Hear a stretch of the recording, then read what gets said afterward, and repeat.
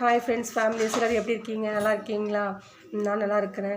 ஏங்க வெளிநாட்டுக்கு எதுக்குங்க போகிறாங்க? உழைக்கத்தானங்க போகிறாங்க. குடும்பத்தை காப்பாற்றுறவங்க பொண்டாட்டி பிள்ளையெல்லாம் விட்டுட்டு போய் ஒரு வருஷம் காத்திருந்து உழைச்சிட்டு வராங்க. எதுக்குங்க? கொஞ்சம் நகை நட்டு வீடு வாசல் எல்லாம் கட்டுறது தானாங்க. இப்படி தாங்க நாங்கள் இருக்குது கூட்டு குடும்பங்க.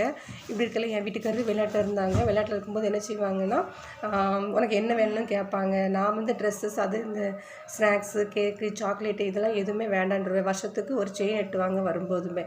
அவங்க என்ன செய்வாங்க, வரும்போதெல்லாம் செயினான்னு ஃபஸ்ட்டு 1 மாதம் போக நல்லா பேசி எல்லாம் அதுக்கடுத்து 1 மாதம் கழிச்சிருவேன்.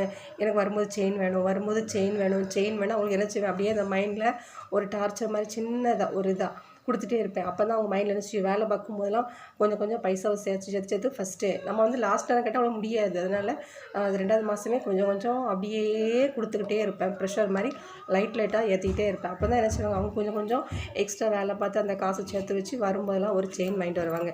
அது என்னமே சொல்லுவாங்க தெரியுமா, உனக்கு தான் அவங்க அம்மா வீட்டில் கழுத்துல செயின் பண்ணுறது இன்னும் செயினா அப்படிம்பாங்க. பொம்பளைங்கன்னா செயின் மேலே ஆசை இருக்கிறதுனாங்க செய்யும். அப்படி செயின் நிறைய போட போய் தான் எங்கள் மாமியார் என்ன செய்யும், எந்த ஃபங்க்ஷன் வேணாலும் ஆளாக இவங்க கிளம்புன்னு கிளம்பி கூட்டிகிட்டு போயிடும்.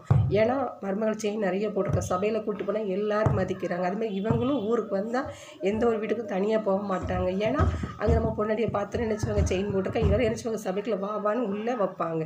அப்படி தானாங்க இப்போ சொல்கிறாங்க. தங்க ரெட்டியமான இதை பார்த்து சொல்கிறாங்க, வெளியில் நம்ம வீட்லேயும் இவ்வளோ செயின் எடுத்து வச்சுருக்கோம்னா இப்போ எவ்வளோ பைசா இருக்கும் அப்படின்னு இப்போ என்ன சொல்கிறாங்கன்னா பெருமையாக சொல்கிறாங்க. அதனால் வீட்டுக்காரர் திட்டுறாருன்னு நினச்சக்கூடாது. எதையுமே இந்த காதில் வாங்கிக்கவே கூடாது. நம்முடையது என்னத்தை சேர்க்கணும்னு ஆசைப்படுறோமோ அதை சேர்க்க என்ன செய்யணும், முயற்சி எடுத்துக்கிட்டே இருக்கணுங்க. இதாங்க பொம்பளைங்க வேணாம். லாஸ்ட் என்ன செய்வாங்க, ஜென்ஸு இப்போ திட்டுறவங்க நாளைக்கு என்ன செய்வாங்க, அப்போ என் வீட்டுக்காரி கெட்டுக்காரி அப்படின்னு நம்ம என்ன செய்வாங்க சொல்லுவாங்க. ஓகே ஃப்ரெண்ட்ஸ், பாய்.